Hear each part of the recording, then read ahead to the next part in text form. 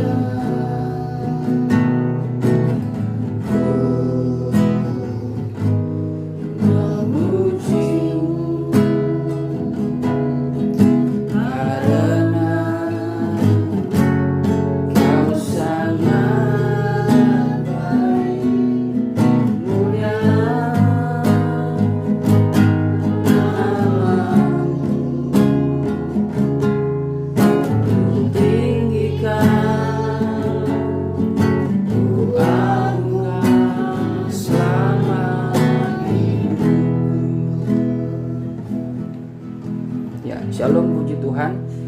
Kita mulaikan saja ibadah Beston puasa kita pada saat hari ini.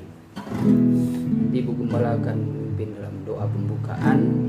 Namun sebelumnya kita angkat pujian doa terlebih dahulu yang mengatakan, Yesus kau sungguh baik. Yesus kau sungguh baik.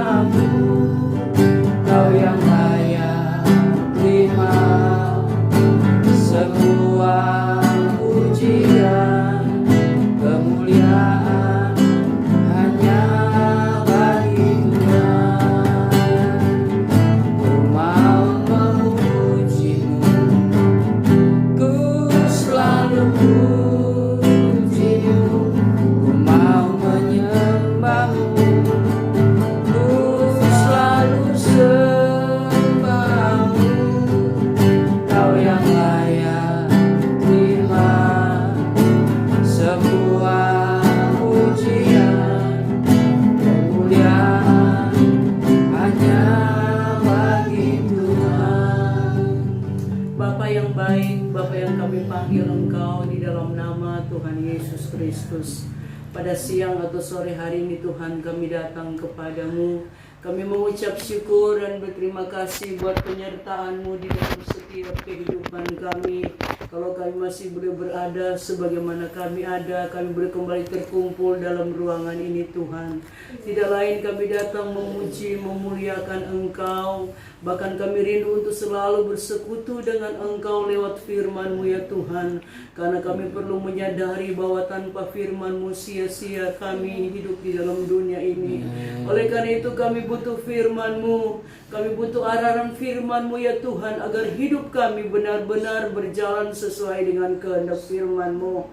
Kami sadar Tuhan banyak kekurangan, kelemahan yang kami lakukan.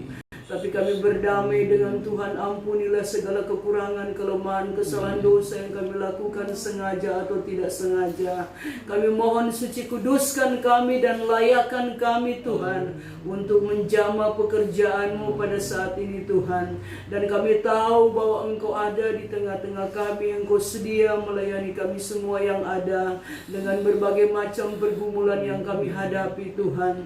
Tapi kami percaya bahwa kami tidak berjalan sendiri, tetapi Tuhan selalu menyertai kami, dan Engkau selalu memberikan kekuatan bagi kami di tengah-tengah kami melayani pekerjaan-Mu. Berkati kami semua yang ada Tuhan, yang terutama berkati juga hamba-Mu yang akan menyampaikan firman-Mu pada saat ini. Biarlah urapan khusus turun kepada hamba-Mu, hikmati dia dengan hikmat surgawi, yaitu hikmat karunia perkataan hikmat dan karunia perkataan marifat, bahkan karunia membedakan segala roh, menguasai hamba-Mu, agar firman Allah boleh disampaikan kepada kami dan kami boleh mendengar, dan itu benar-benar boleh menjadi satu kekuatan pegangan dalam hidup kami. Terima kasih Bapa di surga. Kami tahu iblis tidak senang dengan kami mendengar firman-Mu.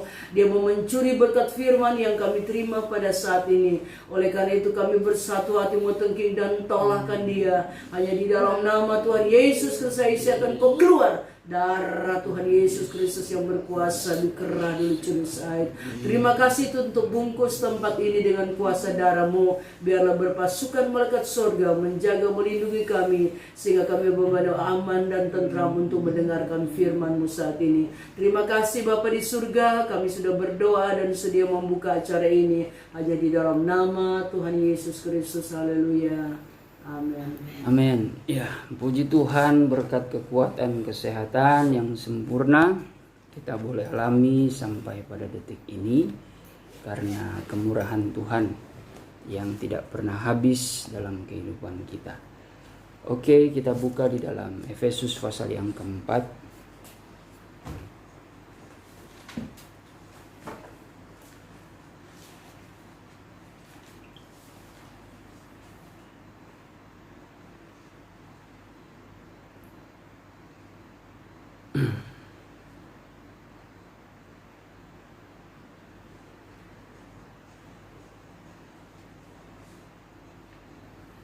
Ya, Efesus pasal 4 ayat yang ke-17 sampai 20. Mengenai manusia yang baru. Sebab itu kukatakan dan kutegaskan ini kepadamu di dalam Tuhan. Jangan hidup lagi sama seperti orang-orang yang tidak mengenal Tuhan. Jangan hidup lagi sama seperti orang-orang yang tidak mengenal Allah, dengan pikirannya yang sia-sia dan pengertiannya yang gelap, jauh dari hidup persekutuan dengan Allah. Karena kebodohan yang ada di dalam mereka dan karena kedegilan hati mereka. Perasaan mereka telah tumpul sehingga mereka menyerahkan diri kepada hawa nafsu dan mengerjakan segala serakah, segala macam kecemaran. 20 Tetapi kamu bukan demikian.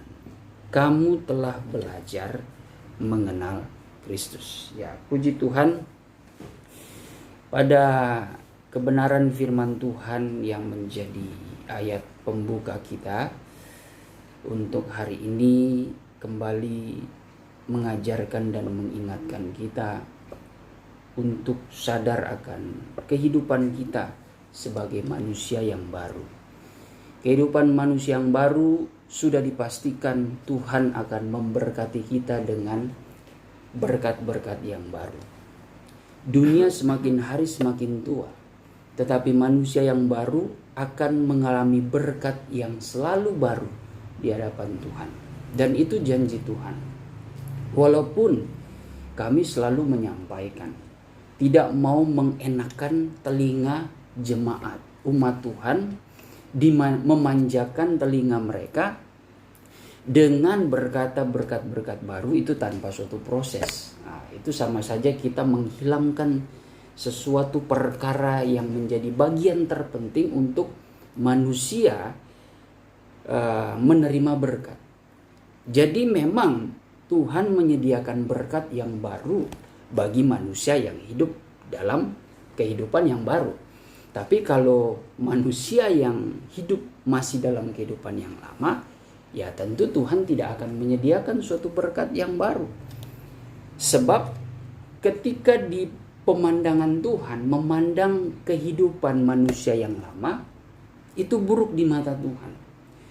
Tetapi terpujilah nama Tuhan, Yesus Kristus yang kita kenal, yang tidak pernah berubah dari dahulu, sekarang sampai selama-lamanya, kasihnya itu tidak pernah berubah, sifatnya tidak pernah berubah, kelembutan hatinya, bahkan kebesaran hatinya, kasihnya itu tidak pernah berubah, saudara. Sehingga kita mengenal pribadi dia tidak pernah melihat kesalahan, kekurangan kita semasa hidup kita itu masih di dalam kehidupan yang lama, belum mengenal kebenaran.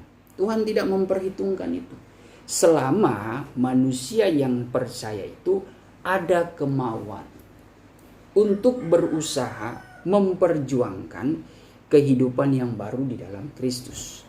Siapa yang tidak menyayangi anaknya kalau dia berusaha untuk bekerja keras, untuk berbuat baik kepada orang tuanya, menghormati kepada orang tuanya, melakukan apa yang disuruh orang tuanya, walaupun dia dulu mungkin anak yang bandel, anak yang nakal, tetapi kalau dia ada usaha, ya orang tua juga pasti akan memberikan belas kasih, pasti akan menyayanginya juga, dan pasti akan menjamin akan memberikan upah, hadiah yang baru dan sebagainya. Asalkan anak ini betul-betul dia berusaha untuk masuk kepada kehidupan yang baru. Nah, kembali lagi kepada ayat firman Tuhan ini, bahwa sesungguhnya Paulus menegaskan kepada jemaat di Efesus supaya mereka yang sudah lahir baru daripada air dan roh untuk tetap mengingat akan kehidupannya, dan menegaskan kepada mereka supaya mereka jangan hidup lagi seperti orang yang tidak mengenal Allah dengan pikirannya yang sia-sia. Artinya kalau perkataan Paulus mengatakan jangan hidup lagi, Paulus melihat jemaat Efesus ini tampaknya ada sedikit ingin kembali ke kehidupan yang lama. Namun Paulus dengan segera mengirimkan suratan itu karena Paulus mengasihi jemaat Efesus ini. Nah, begitu juga firman Tuhan ini datang kepada kita. Kalau kita semakin merasa hari-hari ini diberkati Tuhan, sudah mulai ada titik terang, ada kedamaian, hati-hati. Kita harus tetap menjaga hati kita ini tetap di dalam kehidupan yang baru. Kehidupan baru itu sebenarnya bukan sebatas lahir baru daripada air dan roh ya, ketika dibaptis, wah sudah lahir baru. Ya sebenarnya proses kehidupan baru itu selalu ada pembaharuan setiap hari. Karena memang manusia itu memang butuh pembaharuan setiap hari. Itulah kenapa manusia setiap hari itu ada pergumulan. Kalau Yesus mengatakan dalam Matius 6 ayat yang ke-30, ayat yang ke-34, 35 ya. Coba kita baca. Ayat 34 dan 35, ayat 34. Saya jawab. Ayat 34-35. Sebab itu janganlah kamu khawatir akan hari esok. Ya, janganlah kamu khawatir akan hari esok. Karena hari besok mempunyai kesusahannya sendiri. Hari esok mempunyai kesusahannya sendiri. Kesusahan sehari cukuplah untuk sehari. Kesusahan sehari cukuplah untuk sehari. Nah, ini maksudnya berlandaskan atau dengan ayat yang lainnya dalam ayat 14 ayat 1. Coba kita buka dulu. Ayat 14 ayat 1. Manusia itu hidup seperti berperang. Seperti Ayub 7 ya maksud saya. Ayub pasal 7 ayat yang pertama. Ayat 7 ayat pertama, bukankah manusia harus bergumul di bumi? Ya. Dan hari-harinya seperti hari-hari orang upah. Hari-harinya seperti orang upah. Setiap hari dia harus mengalami perang. Baik itu perang batin, ya terlebih perang batin ya. Kalau peperangan secara fisik, ya mungkin kalau berbicara secara universal, dunia ini masih ada peperangan. Baik perang secara ekonomi, ya, perang dagang yang nggak selesai-selesai. Sampai detik ini pun masih ada perang merebut wilayah, merebut kekuasaan, ya, perang dalam politik, itu masih ada. Saya sudah pernah katakan, biarpun itu dibangun lembaga terbesar untuk mendamaikan negara-negara lewat PBB, tetap tidak akan bisa menghilangkan nafsu perang itu. Itu tetap ada. Buktinya aja masing-masing negara walaupun kelihatan tidak ada konflik, tapi kenapa mereka membangun nuklir? Kalau memang kita hidup dalam damai ya buat apa gitu? kita tidak perlu melawan ya, karena pasti ada konsep berpikir, jangan nanti diserang kita harus balas. Nah, itulah hukum dunia ya. Hukum yang betul-betul ketika kita dijahati kita harus balas juga, seperti itu. Tetapi kalau misalkan saya taruh itu, saya gambarkan hukum kasih di dalam peperangan dunia itu, mereka mau buat nuklir mau membuat pesawat tempur, senjata perang dan apapun, maka negara yang hidup di dalam kasih Tuhan itu jangan ada perbuatan yang membalas. Sepertinya kalau secara hukum dunia, ini negara yang agak bodoh juga ya. Ya, tetapi itulah hukum kasih. Hukum kasih itu adalah hukum yang sebenarnya ada pembela. Sebenarnya ada pembela, yaitu Tuhan sendiri. Hukum kasih itu pembelanya itu adalah Tuhan sendiri. Hukum kasih mengajarkan kita sebagai manusia untuk melawan orang-orang yang berbuat jahat dengan tidak memakai ukuran kita, dengan tidak memakai cara kita, tetapi dengan tidak memakai hak kita pun. Walaupun ya kita punya hak untuk membalas karena dia sudah buat jahat. Saya punya hak untuk membalas. Ya, saya terzolimi, saya direndahkan. Jadi saya punya hak. Tetapi kalau manusia yang hidup dalam kasih, sebenarnya kasih itu mengajarkan dengan ketat, jangan membalas kejahatan dengan kejahatan, tapi balaslah dengan kebaikan. Lalu bagaimana cara orang-orang ini mendapat pelajaran? Nah, maka kita kembali lagi Ibrani pasal yang ke-10. Coba kita Ibrani pasal 12 ya. Ibrani pasal 12.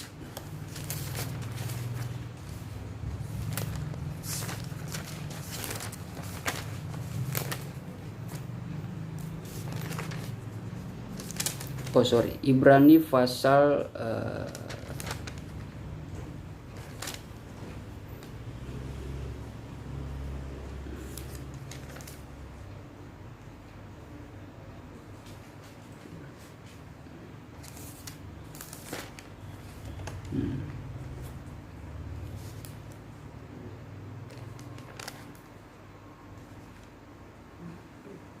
Ibrani pasal 10 ya. Pembalasan adalah hakku. Ya, Ibrani pasal 10 ayat 30 dan 31. Silakan baca. Mak baca. Ibrani 10 ayat 30 Ya. dan 31. Sebab kita mengenal Dia yang berkata, pembalasan adalah hakku. Akulah yang akan menuntut pembalasan. Ya. Dan lagi, Tuhan akan menghakimi umatnya. Ngeri benar kalau jatuh ke dalam tangan Allah yang hidup. Ya, terima kasih. Jadi inilah yang menjadi prinsip kita sebagai orang percaya. Kalau ingin membalas orang yang berbuat jahat, kita kembali lagi kepada yang empunya hak. Karena mungkin Alkitab mengajarkan kita ketika kita memandang kekurangan orang, sebenarnya mungkin di momen sekarang, misalkan saya memandang kekurangan mama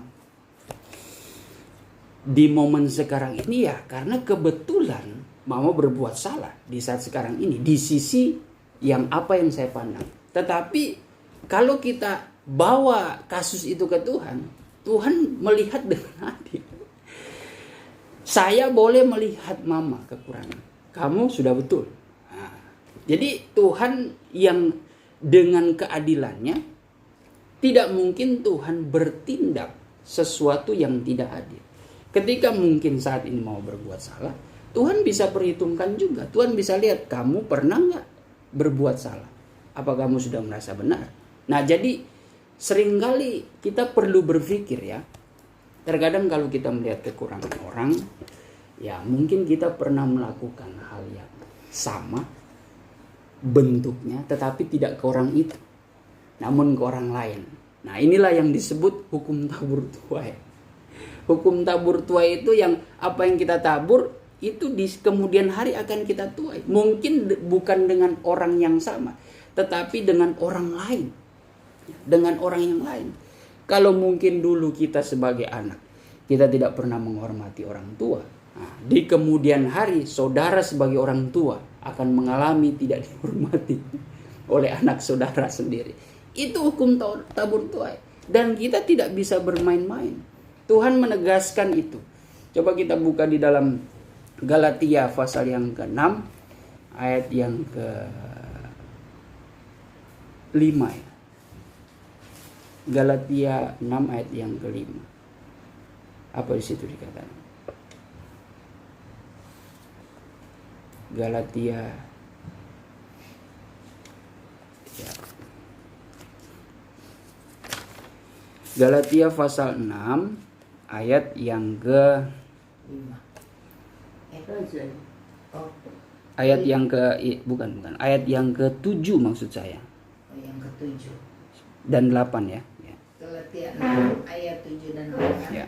Jangan sesat. Allah tidak membiarkan dirinya dipermainkan. Ya. Karena apa yang ditabur orang itu juga yang akan dituainya. Ya, terus Sebab barang siapa menabur dalam dagingnya, ia akan menuai kebinasaan dari dagingnya. Tetapi barang siapa menabur dalam roh, ia akan menuai hidup yang kekal dari roh. nah, jadi apa yang kita tabur itu akan kita tuai.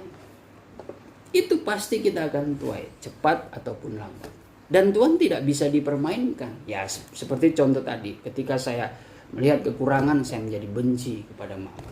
Seolah-olah saya tidak berpikir, jangan-jangan saya dulu pernah membuat orang itu kesal kepada saya, orang jadi benci kepada saya, dan sebagainya. Saya pernah berbuat jahat kepada orang lain.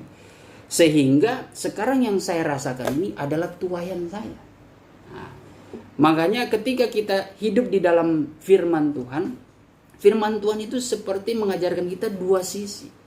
Ketika kita melihat seseorang, cobalah balik lagi melihat diri kita. Dan firman Tuhan memang mengajarkan pertama-tama koreksi diri kita dulu, baru orang lain.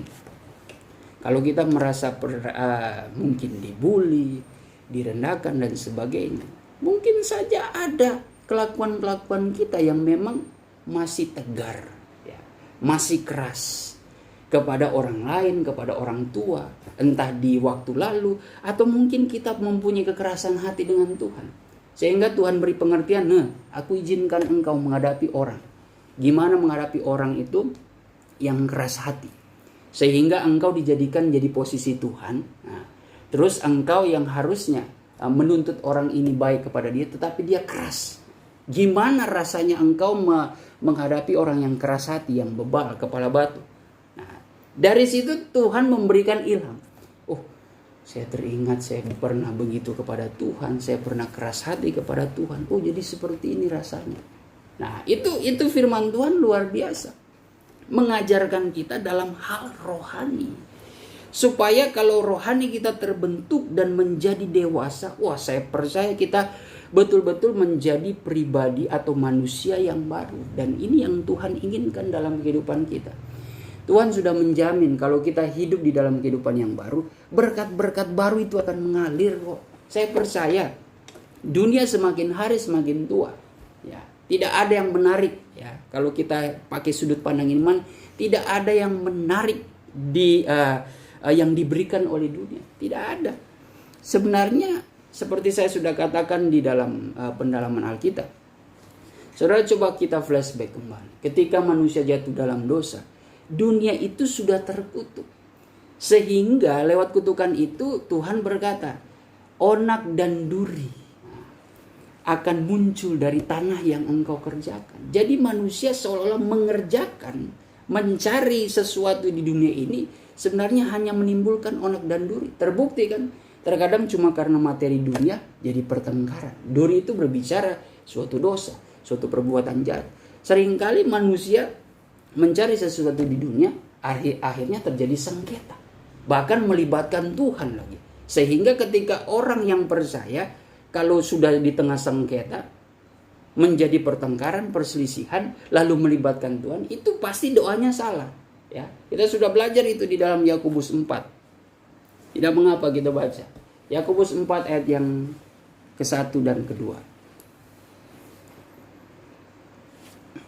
Yakobus 4 ayat 1 dan 2, dari manakah datangnya sengketa dan pertengkaran di antara kamu? Dari mana datangnya sengketa dan pertengkaran di antara kamu? Sumbernya itu dari mana? Bukankah datangnya dari hawa nafsumu yang Nah, sedang berjuang itu di dalam tubuhmu? Pasti itu karena sumbernya dari nafsu kita yang menginginkan materi-materi dunia. Ya tidak heran terkadang manusia mau di kelompok keluarga, mau di organisasi, mau di lembaga, pekerjaan, usaha apapun, bidang apapun itu, kalau sudah kita kerjakan mencari sesuatu yang menginginkan dengan nafsu yang berlebihan, itu sudah ada timbul keegoisan itu. Pasti. Makanya kita harus jaga hidup kita ini tetap bersyukur. Bahkan Paulus mengatakan dalam suratan di Roma bahwa bertolong-tolonglah engkau, saling mendahului memberi hormat, selalu menganggap orang lain lebih utama, selalu menganggap orang lain lebih daripada diri kita sendiri. Nah, itu yang membuat kita hidup dalam firman itu tetap di dalam kehidupan yang betul-betul bijaksana. Tapi kalau kita hidup dalam hawa nafsu, saya percaya terkadang ya cuma karena sesuatu jadi pertengkaran yang harusnya bisa bicara baik-baik, bisa diselesaikan baik-baik, tapi jadi pertengkaran.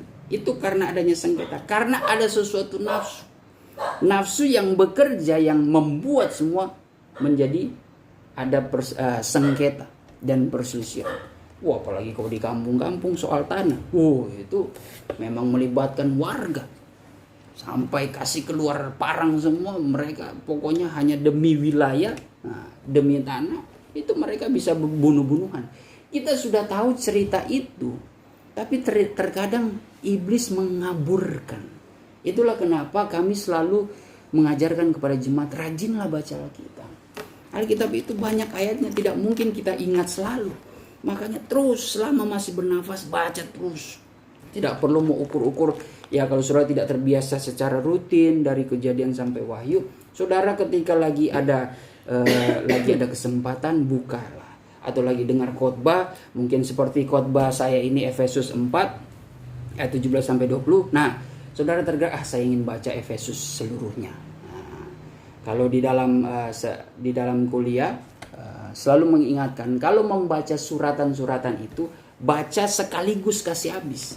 Jangan baca satu pasal hari ini, satu pasal esok hari, jangan. Karena itu sifatnya sebelum terjadi Alkitab ini kan sudah ada perikop ya, udah ada bagian, udah ada pasal.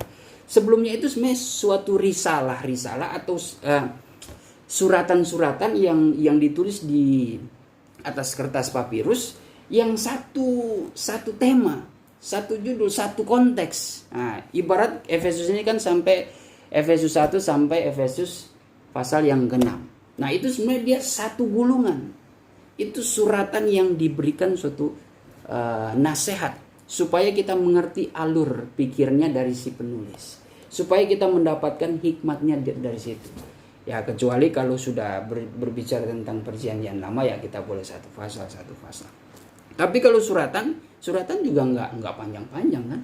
Kalau suratan Roma mungkin panjang. Tapi seperti ke atas itu suratan-suratan yang lainnya ya Korintus panjang.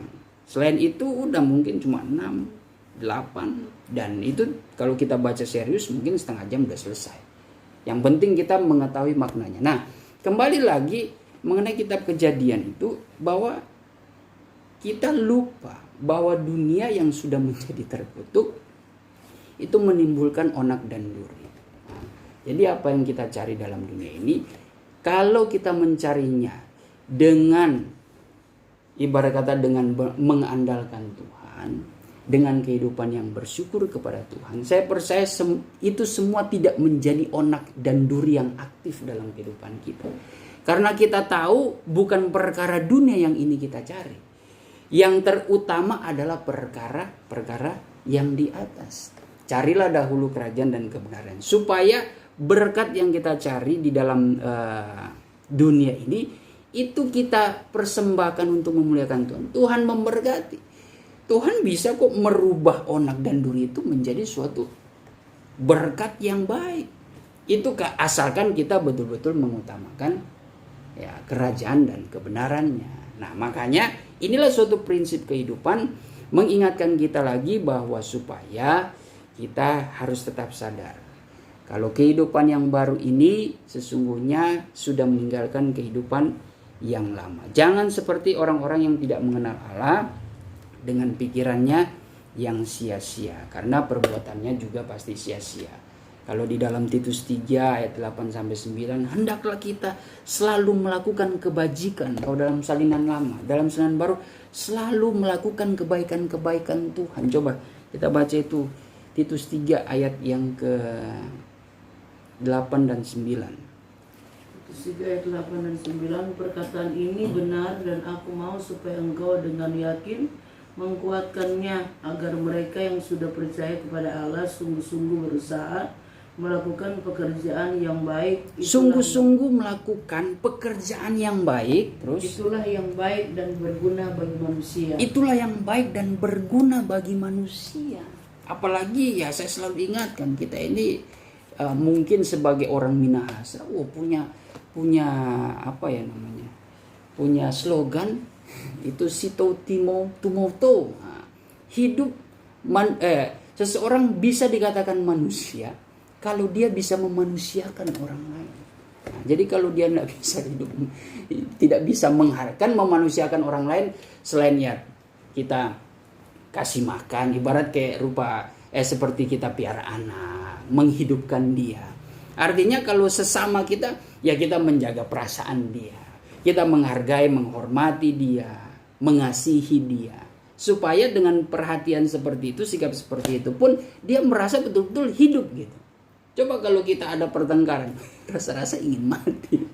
Karena sudah banyak kemulut loh, sudah banyak persoalan. Nah, tetapi kita ini lewat firman Tuhan selalu mengajarkan kita supaya kita menjadi orang yang cinta damai.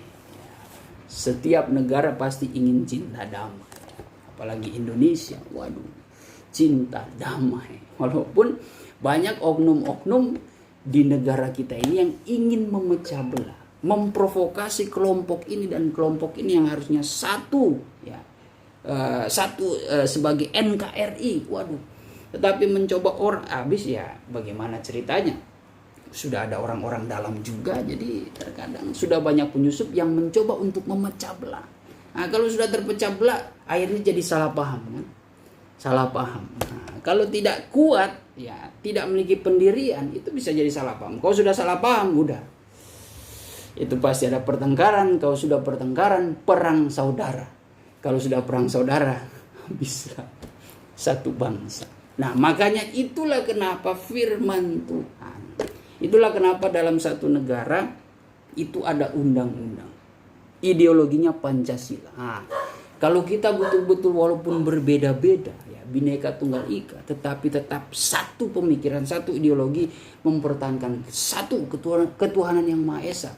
2, kemanusiaan yang adil dan beradab. 3, persatuan Indonesia. 4, kerakyatan yang dipimpin oleh hikmat kebijaksanaan dalam permusyawaratan perwakilan. 5, keadilan sosial bagi seluruh rakyat Indonesia. Kalau kita satu ideologi, saya percaya kita semua bersatu. Mau ada penyusup tidak akan terkontaminasi, tidak akan terpengaruh. Begitu juga kita sebagai gereja Tuhan. Satu Tuhan, satu iman, satu baptisan. Itu menjadi satu berkat bagi kita. Kalau Mama diberkati, Lucy diberkati, Mama Meti diberkati, Bu Gembala diberkati, pasti saya pun akan diberkati. Kalau Mama disembuhkan, saya pun yang sakit pasti akan disembuhkan. Kalau Mama dipulihkan, saya pun pasti akan merasakan pemulihan. Itu berkat bagi orang-orang yang hidup di dalam kebenaran. Tuhan itu tidak pandang muka. Tuhan itu tidak memandang suku dan ras. Tidak memandang bulu kalau memberikan pertolongan. Keadilannya itu sungguh luar biasa. Jadi kalau kita betul-betul berbuat dalam kebenaran, pasti Tuhan akan memberikan berkat-berkat yang baru dalam kehidupan kita. Makanya biarlah pikiran kita tidak menjadi sia-sia dan pengertiannya yang gelap jauh dari hidup persekutuan dengan Allah ya. Ini diingatkan kepada jemaat Efesus bahwa jangan sampai pengenalan mereka, pengertian mereka itu menjadi gelap. Ya. Pengertian yang menjadi gelap itu pasti akan menimbulkan kecemaran. Jauh dari hidup persekutuan dengan Allah itu membuat kita akan hidup di dalam kecurigaan. Ya. Makanya persekutuan seperti ini sebenarnya ada baiknya. Kita saling ngobrol, sharing, kita boleh saling menasihati, kita saling sama-sama diberkati lewat teguran, nasihat firman Tuhan. Jadi ketika saya berbicara firman Tuhan bukan berarti saya punya kuasa sudah paling benar menasihati orang tua yang ada di sini dan jemaat. Bukan seperti itu. Firman Tuhan ketika saya sampaikan, ini perkataan inilah yang menjadi hukum di tengah-tengah kita. Yang tidak memihak siapa-siapa sekalipun saya hamba Tuhan. Di tengah-tengah kita dan akan menjadi pedang yang tajam untuk mengukur kehidupan saudara dan saya. Jadi nggak ada yang dipilih di sini. Hanya saja kebetulan sebagai hamba Tuhan kami harus menyampaikan tajamnya pedang firman Tuhan itu. Nah, jadi jangan pernah menjauhi kehidupan kita dari persekutuan dengan Allah. Artinya dalam doa. Ya, lalu bangunlah mesbah doa di dalam keluarga, di dalam secara pribadi, dalam membaca firman. Sekarang udah canggih kan, tidak perlu repot-repot buka Alkitab. Ya, kalau mungkin Alkitab sudah sering kali lupa kan, ya, kita lebih ingat handphone kita taruh di mana daripada Alkitab. Ya. Kalau pergi ke gereja ya yang ingat handphone dan Alkitab. Nanti sampai jalan handphone ada, tapi Alkitab belum ada tertinggal. Jadi lebih ingat itu Alkitab, dompet, nah daripada lebih ingat itu handphone, dompet, dan segala perhiasan, hal-hal yang keperluan kita, minyak wangi, sisir, dan sebagainya. Tapi Alkitab kita lupa. Aduh, kasihan. Ya itulah suatu kelemahan-kelemahan yang sebagai intermezzo saja. Tetapi sebenarnya kalau Tuhan menuntut kekudusan, ya kita kalau betul-betul meningkatkan persekutuan dengan Tuhan, ini barang ini tidak mungkin lupa. Tidak akan mungkin lupa, pasti kita akan senantiasa disiplin. Makanya di dalam Ibrani 10 ayat 25, biarlah di hari-hari ini jangan pernah menjauhkan diri kita dari perhimpunan yang di dalamnya itu ada nasihat, teguran, damai sejahtera, kasih, persaudaraan, saling mengucap syukur, saling memuji dan memuliakan Tuhan. Nah, lalu dikatakan karena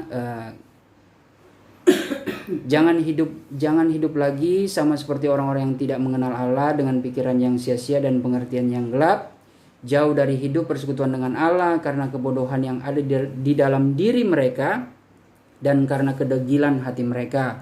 Perasaan mereka telah tumpul sehingga mereka menyerahkan diri kepada hawa nafsu dan mengerjakan dengan serakah segala macam kecemaran. Ya, jadi hati-hati saudara akan segala roh-roh jahat yang merajalela di udara. Wah, itu dia sangat disiplin sekali dan selalu mencari celah. Makanya jangan beri kesempatan kepada iblis. Artinya ini pintu hati harus rapat. Kunci itu dengan firman Tuhan. Kalau ada celah sedikit, waduh, itu iblis sungguh luar biasa. Mengambil kesempatan dalam kesempitan sekecil apapun, dia tidak akan ketinggalan. Itu tidak akan dia sia-siakan itu kesempatan. Dia akan masuk. Nah, terkadang walaupun sudah terkunci, iblis seringkali mengetuk. Waduh. Di masa sekarang ini ya mungkin anak-anak Tuhan yang bekerja hati-hati. Mungkin seringkali saya ingatkan hati-hati dengan tawaran di dunia usaha, di dunia pekerjaan. Ya kita pun terkadang kalau tidak ada ingin mencari pekerjaan, ada tawaran-tawaran pekerjaan, tapi kalau kita tidak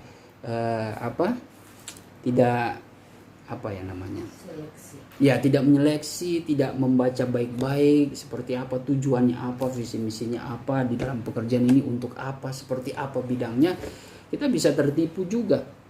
Ternyata pekerjaannya justru malah menjatuhkan kehidupan kita, malah membawa kehidupan kita itu untuk jatuh kepada kehidupan yang jahat, yang tidak berkenan di hadapan Tuhan. Ya mungkin atau kita tertipu dan sebagainya. Kita harus hati-hati. Nah makanya baiklah kita senantiasa hidup di dalam perhimpunan dengan Tuhan supaya kita terhindar dari segala hawa nafsu yang mengerjakan serakah dalam segala macam kecemaran. Ya, di masa sekarang ini kita harus hindari itu. Selalu hidup dalam bersyukur kepada Tuhan. Ya, bekerjalah senantiasa. Saya percaya usaha kita di dalam melayani Tuhan, di dalam kita bekerja, segala sesuatu kita lakukan untuk Tuhan, itu tidak menjadi sia-sia. Itu ayat favorit kita, 1 Korintus 15 ayat 58. Itu tidak akan sia-sia. Coba kita baca itu. 1 Korintus 15 ayat 58. 1 Korintus 15 ayat yang ke-58. Karena itu saudara-saudaraku yang kekasih, berdirilah teguh, jangan goyah, dan giatlah selalu dalam pekerjaan Tuhan. Sebab kamu ketahui bahwa dalam persekutuan dengan Tuhan, jeripayamu tidak sia-sia. Saya percaya jeripaya anak-anak Tuhan yang bekerja keras di masa pandemi ini tidak akan menjadi sia-sia. Asalkan kita tetap berdiri tegak di dalam kebenaran. Itu yang Tuhan mau. Terlebih di dalam pelayanan, ya rajin-rajinlah terus melayani pekerjaan Tuhan. Tetap menyala-nyala roh kita, tetap kobarkan semangat kita untuk melayani Tuhan sekalipun di tengah kesibukan dunia ini. Ya, kita harus tetap sibuk dengan Tuhan karena kita adalah seperti Efesus pasal 4 tadi ayat yang ke-20 mengatakan, tetapi kamu bukan demikian. Ya, kita ini bukan orang-orang yang hidup di dalam kedegilan hati, perasaan yang tumpul, yang tidak tahu kasih mengasihi, tetapi yang hidup dalam damai, mencari damai dan mengampuni.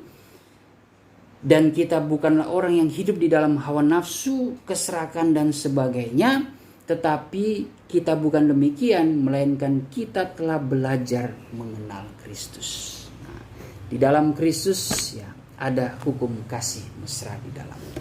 Ya, biarlah ini menjadi pengajaran kita yang kita pegang baik-baik, menjadi barang sesuatu yang kita pegang, kita simpan dalam hati kita supaya kita tidak berdosa. Coba kita buka Mazmur 119 ya, ayat yang ke-11. Mazmur 119 ayat yang ke-11.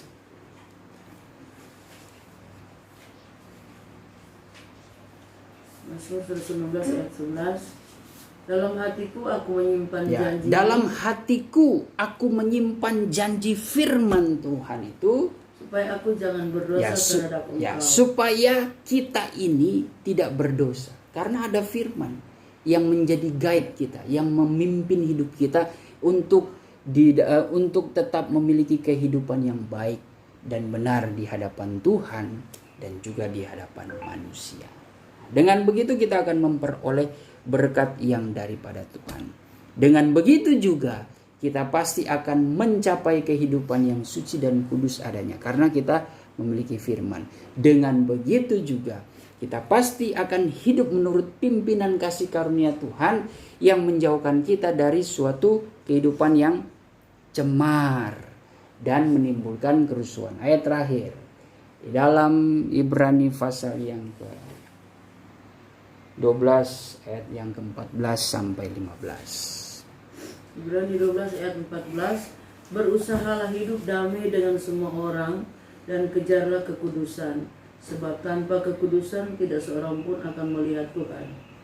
Terus Jagalah supaya jangan ada seorang pun menjauhkan diri dari kasih karunia Allah, agar jangan tumbuh akar yang pahit yang menimbulkan kerusuhan dan yang mencemarkan banyak orang. Iya, jadi yang menyebabkan dan menimbulkan kerusuhan dan kecemaran di antara sesama itu karena mereka sudah menjauhkan dari kasih Allah.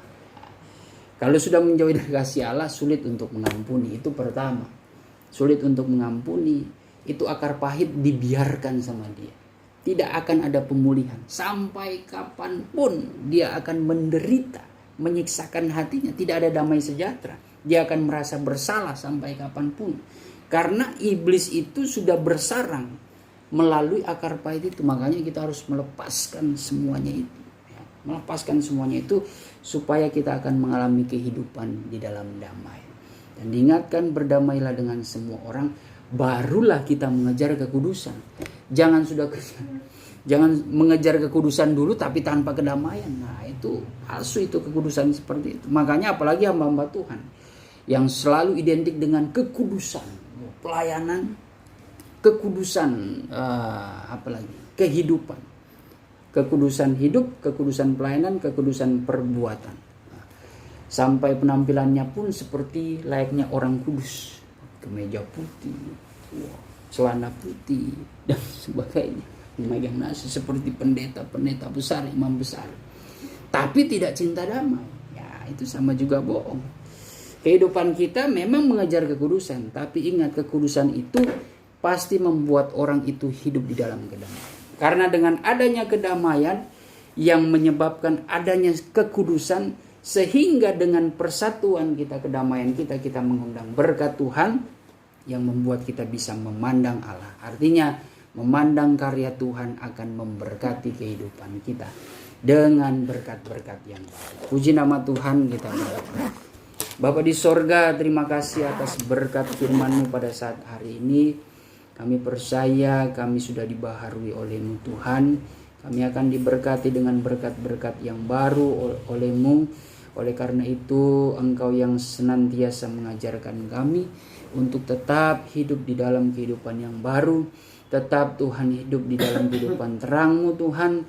Terang firman-Mu dan pimpinan Roh-Mu ya Bapa, yang mengajarkan akan perbuatan-perbuatan terang, mencintai kebenaran, keadilan, dan kebaikan Tuhan yang murni daripada-Mu ya Bapa. Oleh sebab itu Tuhan, kami terus berserah kepada-Mu. Biarlah Engkau yang akan senantiasa mengajarkan kami, memberikan hikmat kepada kami, agar kami juga bersungguh-sungguh melakukan kebenaran firman-Mu, sehingga nama-Mu saja yang kami permuliakan. Pada saat ini kami rindu untuk menyembah Engkau di dalam roh dan kebenaran. Kiranya Engkau pakai kehidupan kami, urapi kami semua, jamah hati kami, lawati kami Tuhan. Roh Kudus akan menguasai kehidupan kami Tuhan. Rendahkanlah kehidupan kami di bawah kaki salib-Mu, agar kami boleh dapat memandang kemuliaan-Mu ya Bapa. Segala bentuk kuasa kegelapan yang mengganggu penyembahan kami, di dalam nama Tuhan Yesus Kristus kami tolak, hancurkan semua pekerjaan iblis itu. Darah Tuhan Yesus yang berkuasa, redis aidi bidik rai dalo walarai. Terima kasih Tuhan, kami sudah berdoa serta mengucap syukur, siap menyembah Engkau. Haleluya. Ku sembah Ku sembahkan Engkau yang layak untuk ku sembah. Ku sembahkan, ku sembahkan Engkau yang layak untuk ku sembah. Rai di terang,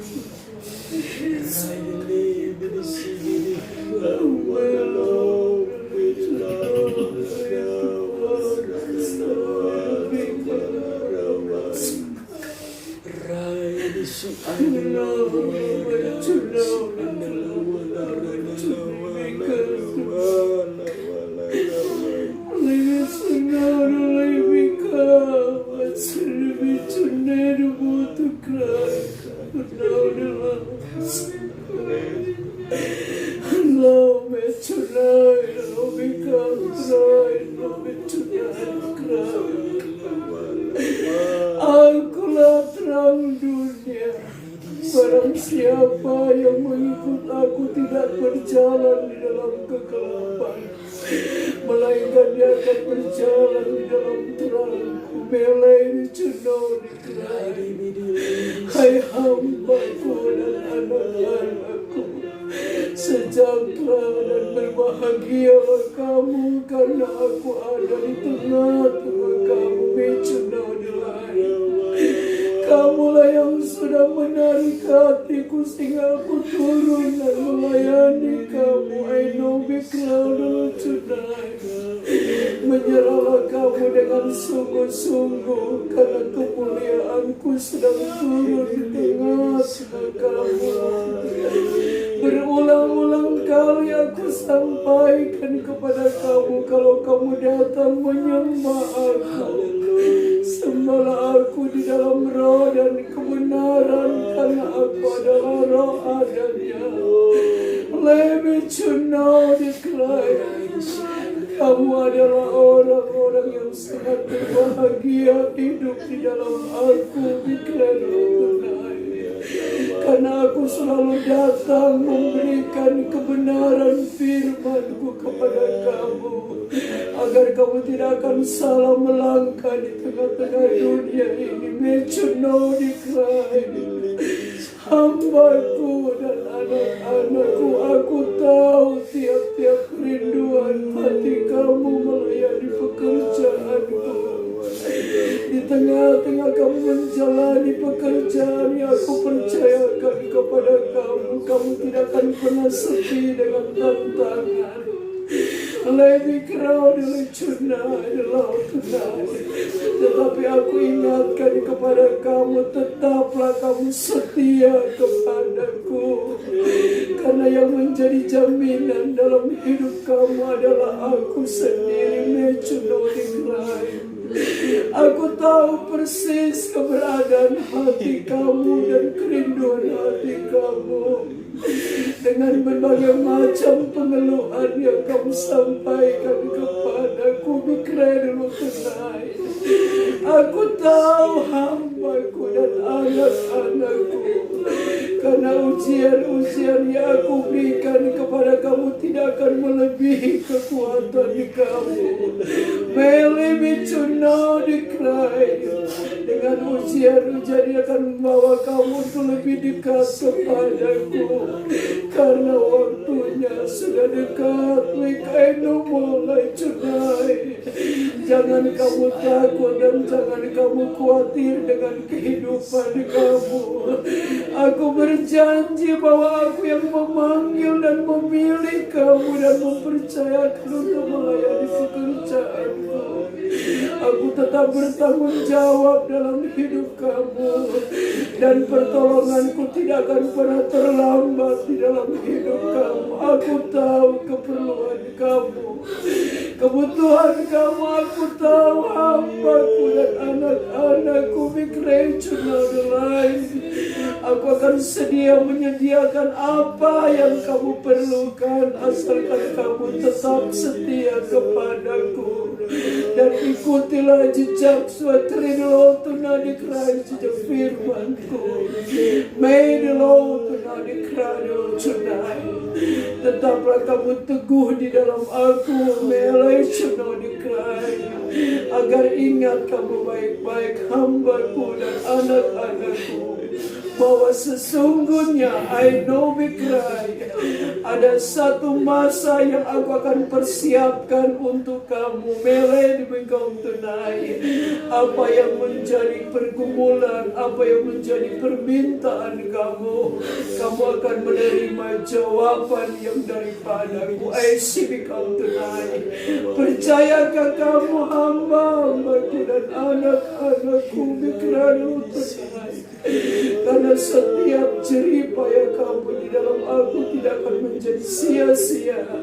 Mikranu tunai. Kamu akan memetik hasil yang tidak pernah mengecewakan kamu. Mikranu tunai. Sebab itu tetaplah kamu semangat dan berdirilah terus di atas kebenaranku. Hai hambaku, jangan engkau takut dengan keadaan yang sudah terjadi. Aku tetap berjanji kepada kamu, hamba-hambaku dan anak-anakku, akan ada perbedaannya antara orang yang beribadah dan tidak beribadah. Melilau itulah sebabnya aku ingatkan kepada kamu, tetap perbaiki hubungan doa kamu dengan aku. Karena ada hal-hal yang indah yang aku buat merupakan satu kejutan dalam hidup kamu. Melo diracunai, sehingga kamu boleh mengaminkan bahwa janjiku tidak pernah berdusta kepada kamu. Ya walaupun seringkali kamu banyak berdusta kepada aku, tapi aku tidak pernah berdusta kepada kamu. Kalau aku berkata aku sedia memberkati kamu, I know diracunai. Aku akan memberkati kamu. Lady become tengah dikerang. Hai hamba-hambaku dan anak-anakku, tetaplah kamu semangat untuk melayani pekerjaanku dengan sungguh-sungguh. Hidup dalam kekudusan, I don't know cry. Dan jadilah kamu berkat di tengah-tengah dunia ini, terutama di dalam kaum keluarga kami. I know cry. I sibik antena cry. Berjalanlah dengan iman, kamu akan melihat mujizat akan terjadi. Berbahagialah kamu yang sudah mendengarkan suara Rohku. Terima kasih Tuhan atas berkat-berkat rohani yang kami boleh terima pada saat siang sore hari ini. Tuhan, sempurnakanlah peribadatan kami dan mereka yang menjalani pergumulan puasa. Kami semua Tuhan, Engkau yang akan membalas berkat, menjadi sumber jawaban dalam setiap permohonan doa kami Tuhan. Dan biarlah kami senantiasa boleh tetap di dalam kehidupan damai sejahtera yang daripada-Mu, sehingga dapat mengundang kemuliaan-Mu Tuhan turun ke atas kehidupan kami, menjadi berkat yang memenuhi segala kebutuhan keperluan kami, baik perkara jasmani, terlebih-lebih Engkau limpahkan di dalam perkara rohani kami Tuhan. Terima kasih Tuhan, diberkatilah kaum keluarga kami masing-masing Tuhan. Engkau yang menjaga melindungi mereka. Satukanlah kaum keluarga kami Tuhan di dalam kasih-Mu ya Bapa. Walaupun kami tahu Tuhan seringkali terjadi hal-hal yang tidak kami inginkan, tapi kami percaya Tuhan damai sejahtera Engkau Allah Raja damai akan Tuhan bekerja melakukan perkara yang baik bagi kaum keluarga kami yang terutama. Biarlah kami terikat dengan kasih karunia-Mu yang membawa kami kepada keselamatan Tuhan. Sebab kami boleh menjadi pelaku-pelaku firman-Mu yang dapat menyenangkan hati-Mu. Terima kasih Tuhan.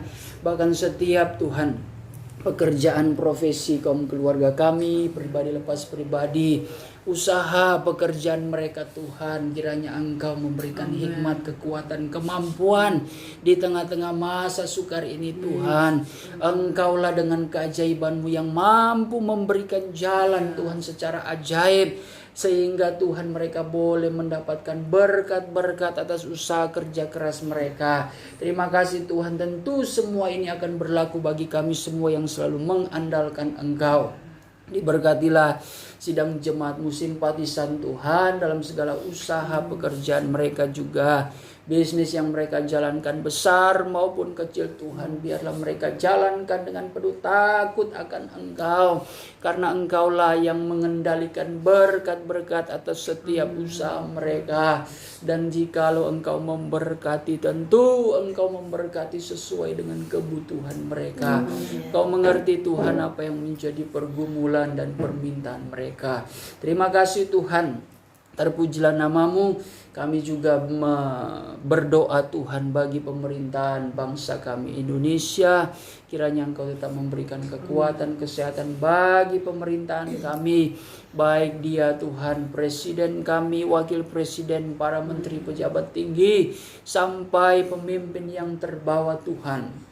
Dikuduskan oleh kuasa firman-Mu, agar mereka tetap menegakkan kebenaran. Setiap oknum-oknum yang ingin melakukan tindak kejahatan, memecah belah Tuhan, atau Tuhan melakukan korupsi, hal-hal yang curang, Tuhan Engkau dengan mata-Mu yang sempurna memandang Tuhan orang-orang seperti ini. Tentu doa kami, biarlah Engkau yang akan memberikan pengajaran sesuai dengan kasih sayang-Mu dan hikmat-Mu, agar mereka boleh berbalik Tuhan dari hal-hal yang tidak membawa keuntungan melainkan kerugian. Tapi kami percaya Tuhan, biarlah Tuhan kami boleh tetap selalu berdoa bagi pemerintahan kami di dalam penyertaan dan penjagaan-Mu Tuhan. Terima kasih Bapa. Diberkatilah bangsa dan negara kami Tuhan. Menghadapi pandemi ini kami percaya Tuhan, segala kasus yang terjadi Tuhan, yang terjangkit COVID, walaupun masih ada ketambahan, tapi kami percaya perlahan-lahan Tuhan akan semakin menurun ya Bapa, dan banyak juga orang yang semakin banyak disembuhkan Tuhan. Terima kasih Bapa di surga, terpujilah nama-Mu. Kami akan Tuhan usaikan ibadah Beston kami pada saat hari ini. Diberkatilah juga Tuhan adik yang terkasih Sera ya Bapa, anak daripada hamba-Mu Ibu Siska dan juga Bapak Elisa. Kau berkati Tuhan anak ini yang bertepatan hari ini berulang tahun. Bertambahkan hikmat, kecerdasan, kekuatan, kesehatan, dan pertumbuhan yang sempurna bagi adik Sera.